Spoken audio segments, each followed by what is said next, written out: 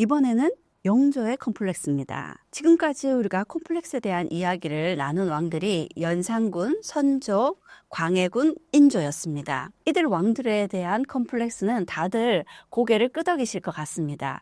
그런데 영조는 좀 다르지 않나요? 영조는 정조와 함께 조선 후기 최고의 성군으로 평가받는 사람입니다. 영조에게 어떤 컴플렉스가 있었을까요? 영조의 컴플렉스 두 가지였습니다. 영조는 숙종의 아들입니다. 숙종의 맏아들은 경종이고 영조는 둘째 아들로 태어났죠. 그런데 영조의 어머니를 한번 볼까요? 영조의 어머니 숙빈 최씨입니다. 숙빈 최씨는 궁궐의 무수리 출신이었습니다. 궁궐의 무수리는 궁궐의 궁녀들의 잔심부름을 하는 궁궐의 천민이에요. 영조는 왕자였지만 어머니의 신분이 조선 역사상 가장 천한 신분이었습니다. 그러니 어머니의 신분이 영조에게는 컴플렉스가 될 수밖에 없겠죠. 그리고 또 하나의 컴플렉스가 영조가 경종의 뒤를 이어서 왕위를 이었지만 경종을 독살했다는, 선왕을 독살했다는 의혹을 받습니다.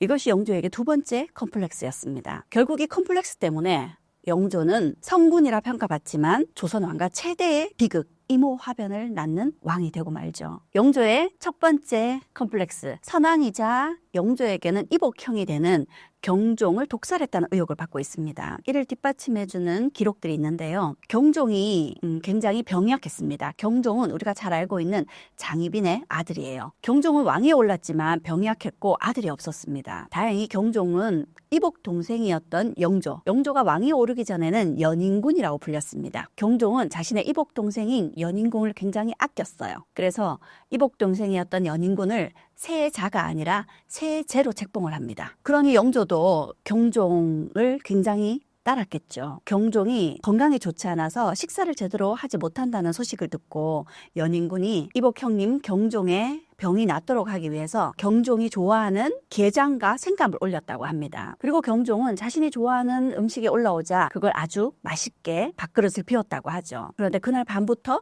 탈이 나기 시작했습니다. 그렇게 경종의 병이 쉽게 낫기는커녕 오히려 악화되자 이번에는 연인군이 형님이 기력을 찾을 수 있도록 인삼과 부자를 써서 탕약을 올렸다고 합니다. 기운을 내게 하도록 인삼을 올린 것과 함께 부자를 썼는데요. 이 부자가 사약에 들어가는 재료입니다.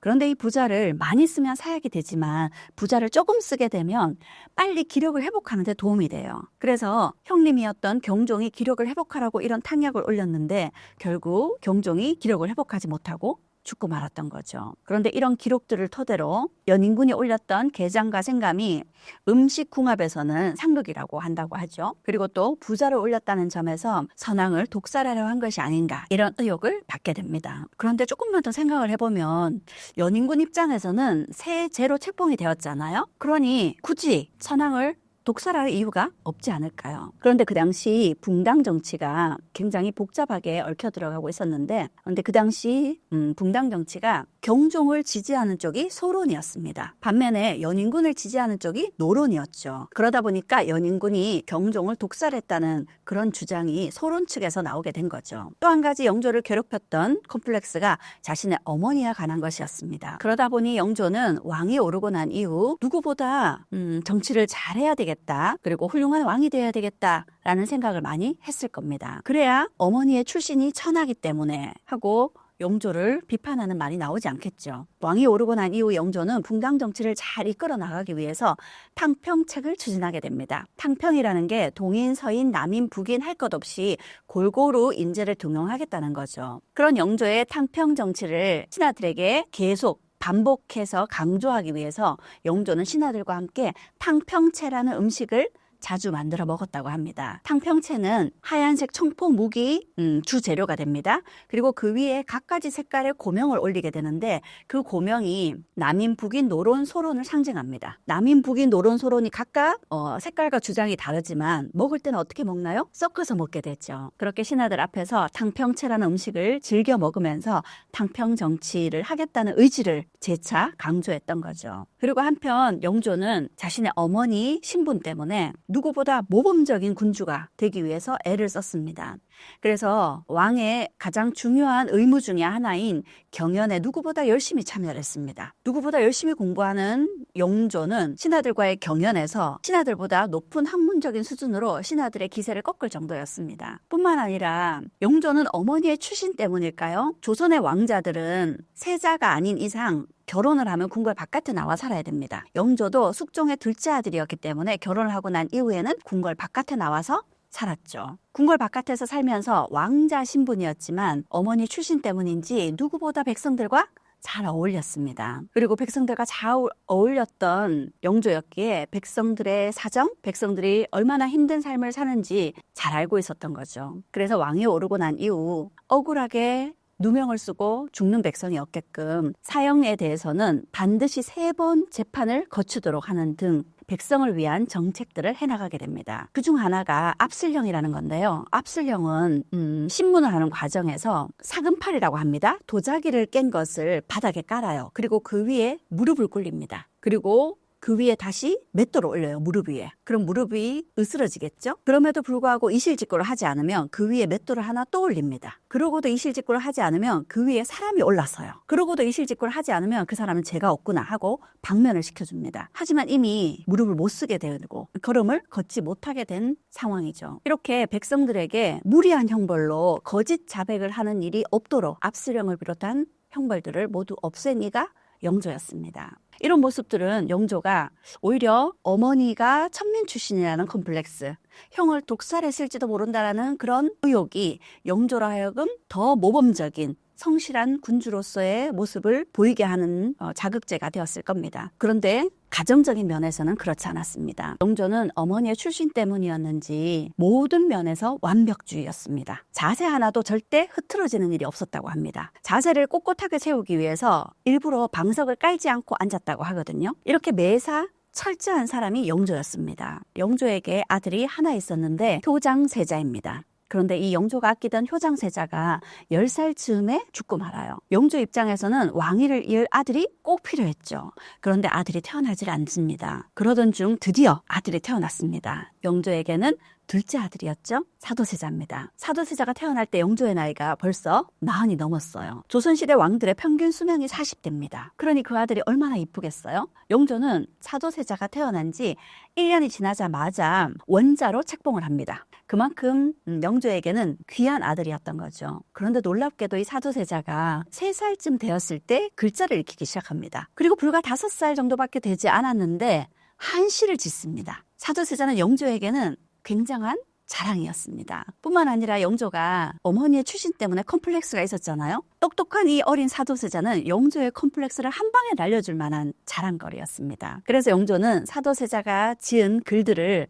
신하들에게 자랑하면서 나누어 주곤 했다고 합니다. 영조는 이 사도세자가 훗날 성군이 될 거라는 기대를 갖고 열심히 사도세자를 가르쳤겠죠. 영조가 사도세자를 얼마나 열심히 가르쳤는지 사도세자가 공부할 책을 영조가 직접 필사를 해서 교과서를 만들어주기도 했었다고 합니다. 그렇게 지극정성인 아버지였죠. 그런데 사도세자가 10살이 넘어가면서 10대는 질풍노도의 시기잖아요. 사도세자도 학문을 멀리하고 무예를 익히기 시작합니다. 사도세자가 체격이 굉장히 좋았다고 하거든요.